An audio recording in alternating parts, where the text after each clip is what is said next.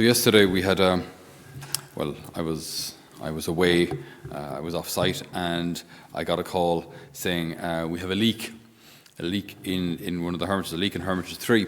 So I contacted the plumber and I contacted the gardener and so on and so forth to try and get this thing sorted.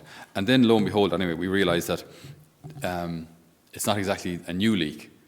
This is the leak that we've always had. It's a grand leak. It's a fine leak. It's okay. Like it's a couple of drops. It's not. It's nothing. I was thinking like gushing water kind of a thing. No, so we knew about that leak. It's the usual leak. It's not. It's always the familiar one. That one that's been leaking for ages. So it was nothing new. No big drama. But it got me thinking today now about those kind of situations in our lives where there might be certain things that need to be repaired, that we've come to accept. I mean, we all have them in our houses. Everyone has the creaking door, or the particular door that has a broken handle, but everyone knows. I mean, it's been broken for years, like it's fine. Or the window doesn't close properly, or what's that? It's a Wonderful Life. The knobby thing on the end of the banister. When every time he goes up the banister, like the thing comes off in his hand, and you just get used to it. You get used to having these broken things around the place. In the spiritual life, though, it is definitely disadvantageous to accept some of these broken things, to see that there are parts in our lives that need to be changed or should be changed, but we're just used to them. We've become accustomed to them, and so maybe the fight might be gone out of us, or maybe even the desire to grow, change, or heal might be gone out of us. We might have. It's good to accept things that we cannot change. We have to. There are certain things in our lives, yes, that we must accept. Do you know what I mean? You are who you are. That's necessary to accept. If certain people have passed away, that's necessary to accept. The fact that you're 5'2" and not 6'4" is something you're going to have to accept, because that ain't changing. It's only going to go.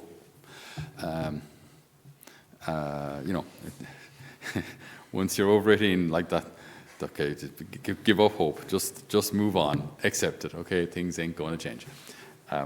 So there are certain things in our lives that we have to accept, but there are other things that we should not accept. Things as regards, our striving for virtue, our overcoming of vice. This is something that these things can change. Now, your temperament isn't going to change. I mean, you're not going to be changed from being predominantly choleric to suddenly phlegmatic and not really kind of caring. That's not going to happen, but one can learn to use your temperament or whatever approach to life you have, whatever life view you have. Whatever temperament you have, you can use that for good. But just this idea that we have certain weaknesses, and well, sure, that's just the way it is. These aren't the kind of things we should accept. So Lent again is a great time for reevaluating where we are in that fight, where we are in that battle. Are there certain aspects of our lives, our personalities? Are there maybe even certain sins that we've grown accustomed to and therefore have just accepted and don't really see the need anymore to work on them or to repair them with God's grace, because actually that they've been there since the beginning. An alternative gospel for today actually is the gospel of the man born blind. The man born blind. So if you're born blind, in a way, you know that you're missing something, but you don't quite know what you're missing. You know that everyone else can see, and everyone else can, plant potatoes and pick olives and, make furniture. The other people are doing these things. That said, you don't even know what any of these things look like. What color is an olive? What is a color? There's a blind priest in our community, and he went blind at the age of about 8 or 9. He got river blindness. I'm not sure if you've ever seen the ads on TV. If people drink water that isn't purified, there can be these little worms basically in the water, which when you drink it then it goes into they survive your stomach and they go into your bloodstream anyway. And they basically eat the retina out of your eye. So you can't see, and it's irreparable because you now have no retina. There's no retina there. So no matter what you do, you're not going to be able to fix that. Simple solution is boil your water, but yeah, it's not that easy in third world countries. Anyway, so he's blind, and it was very interesting having conversations with him, because I asked him, do you have any idea what I look like? I said, I don't mean to be facetious, but do you know what I look like? And he said, well, he said, I can tell that you're about my height. And I said, yeah. And then he just said, come here. So he just went, he said, oh, a nose. I said, yes. And so he had a better idea after, just long hair, short hair. It was very interesting. And then I asked him, I said, do you remember what red looks like? Do you remember what the color of red? And he says, not really. Imagine forgetting what red looks like. He hadn't seen it. He hasn't seen it in 30 years. 40 years. Now, 50 years, actually. It's 50 years now. He just can't remember what red looks like. So in a way, he doesn't know what he's missing, in a way. But he does remember certain things. He remembers running around playing football with the lads when he was a child. But if you're born blind, then there are a lot of things that you've never seen, a lot of things you've never done, a lot of things you're just accustomed to not being aware of. You don't know what you're missing,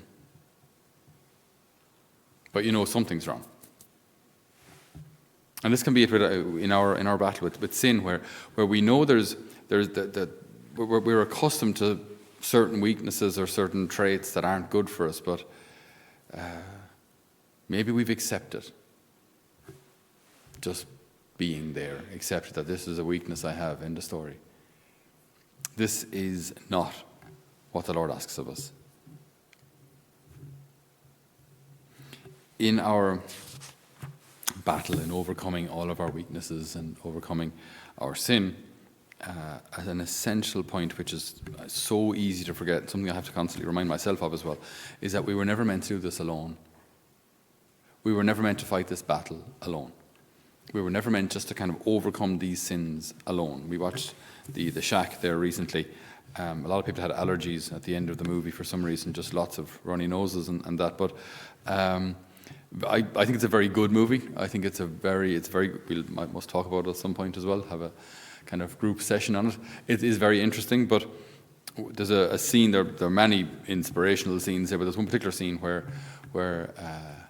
the man, Mac is his name, he's in a boat out in a lake, and there's a lot of symbolism going on here which I can't go into, but as he's rowing, the boat starts to sink and the water becomes a kind of a tarry, oily, black substance. And he calls out and he says to Jesus, Jesus, why are you doing this to me? And Jesus says, I'm not. This is you. You're drowning in your own negativity. And then Jesus calls out to him, step out of the boat. Step out, look at me. Stop looking at the problem, look at me. Look at me. And then he looks up, he looks at Jesus, and things start to calm, and then Jesus asks him to step out of the boat. And he says, this isn't going to work, like, I can't walk on water. And he said, you were never meant to do this alone. You were never meant to do this alone. Come. And then he's able to walk on water. Okay, another scene happens, and then he wants to go back to the boat. So Mac starts to walk out in the water on his own and goes up kind of knee-deep in the water and says, hey,